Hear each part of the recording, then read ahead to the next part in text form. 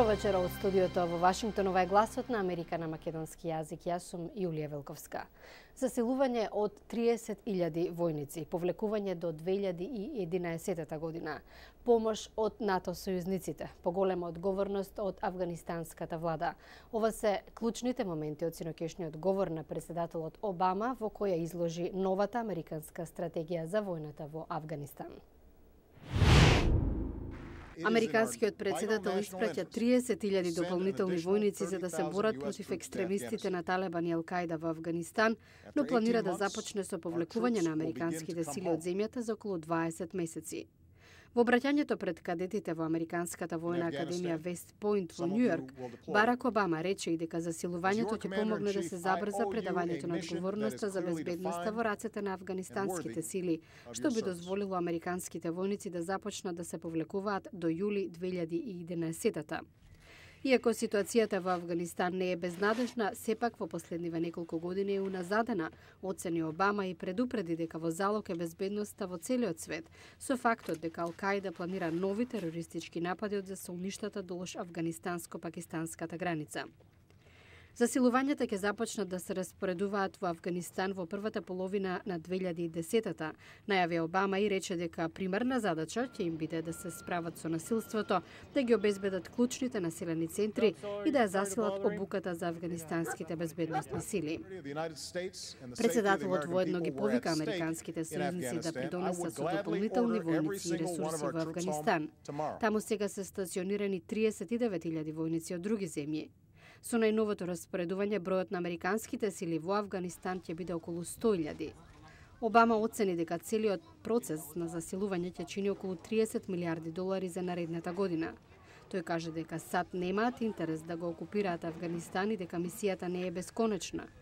Американскиот претседател најави дека САД ќе ги поддржат афганистанските министри, гувернери и локални водачи, но дека мора да бидат земени на одговорност оние за кои ќе се докаже дека се неефикасни или корумпирани. А стратегијата за Авганистан предизвика и најразлични реакции од тоа дали засилувањето е доволно и ќе даде резултати, па се до тоа дали претседателот Обама требало да постави рок за повлекување од земјата.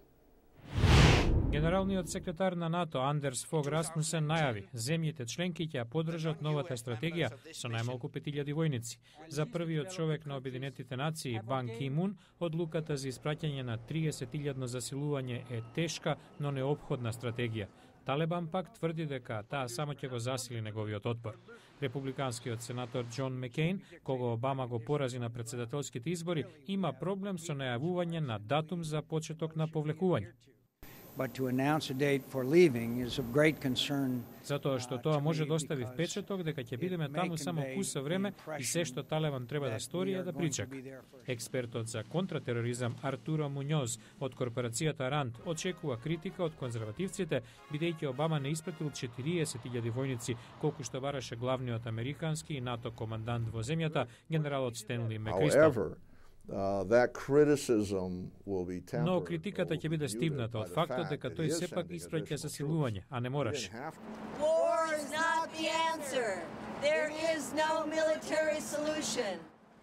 Дури и фракции во партијата на Обама спорат околу засилувањето. Некои демократи се целосно против војната, додека други сметаат дека засилувањето ќе чини премногу. Конгресот треба да ги одобри средствата за дополнителни сили во Авганистан и ние ќе ги поддржиме оние конгресмени кои ќе гласаат против. Одлуката посекако е една од клучните во досегашниот мандат на Обама. Со испраќањето на засилување, претседателот прифаќа одговорност за лидерската улога во војната во Авганистан. Ким Каган беше дел од цивилна советодавна група што ја состави генералот Мекристал. Фактичката ситуација е дека немаме доволно сили во Авганистан за да спроведеме кампања против Талебан. Други аналитичари дури велат дека засилувањето само по себе не значи и успех. Операциите против бунтовниците се долги, продолжени, скапи и со тенденција за неизвесен исход. Бејсевиќ, кој предава на Бостонскиот универзитет, дури прогнозира. Не гледам докази дури и да успееме во Авганистан, а се сомневам во тоа дека ќе забиеме колец во срцето на џихадизмот. Најверојатно само ќе го заостриме проблемот. Згоре на се, Обама сака да започне со повлекување на силите и префрлање на одговорноста во раце на Авганистан до јули 2011. Експертите имаат различни прогнози за оваа одредница. Според груба проценка, со голем број на сили, ќе бидат потребни околу 3 години за обука, опремување и распоредување на афганистанските сили за да ја преземат задачата.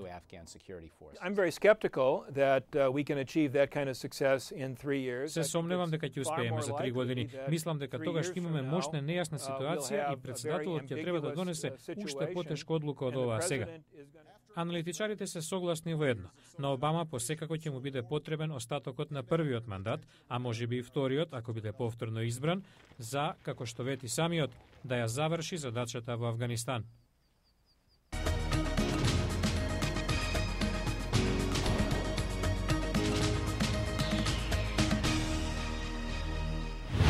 Конференцијата на Обединетите нации за климатски промени, што месецов ќе се одржи во Копенхаген, се одржува во услови на се поголем научен консензус дека глобалните температури несомнено растат и дека трендот на глобално затоплување представува опасност по животот на планетата.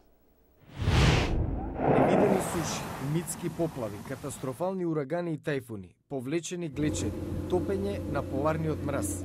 Научниците велат дека овие појави стануваат се почести, поинтензивни и се одвиваат со алармантна брзина. Сушата во Кенија го десеткуваше добитокот и жетвата. Стана неподносливо. Нема храна, немаме вода. Исто како да немаме иднина. Во Бразил пак проблемот е премногу вода. Од поројните дождови лани загинаа десетина и илјадници останаа без покрив над главата. Моите родители тука живеат веќе 58 години и досега немаат видено вакви дождови. Од Алјаска до Швајцарија и Аргентина глечерите се намалуваат.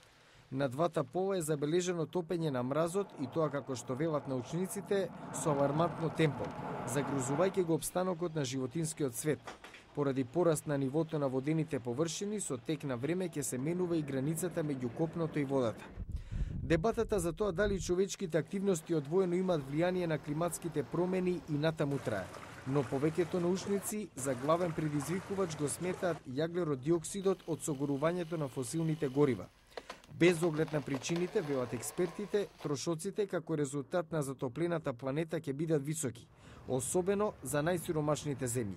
Многобројните предупредувања и неодамнешните настани треба допрва да потикнат координиран глобален напор за справување со климатските промени, вели поранешниот американски потпредседател Ал Гор, кој доби Нобелова награда за мир за вртење на вниманието на овој проблем.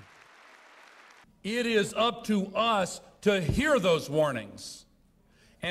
Од нас зависи дали ќе реагираме на предупредувањата и преземеме соодветни чекори за да спречиме штета. Имаме се што ни е потребно да реагираме, освен можеби политичка волја. Токму политичката волја со сигурност ќе биде тестирана на престојната конференција за климатските промени во Копенхаген.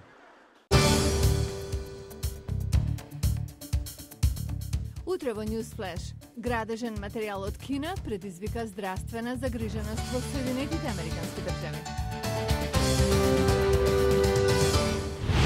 Тоа е се за денеска. Ова беше Гласот на Америка на македонски. Јас сум Јулија Вилковска. Ви благодарам на вниманието. За сите најнови содржини посетете нашата веб страница glasnaamerika.com. Пријатна вечер.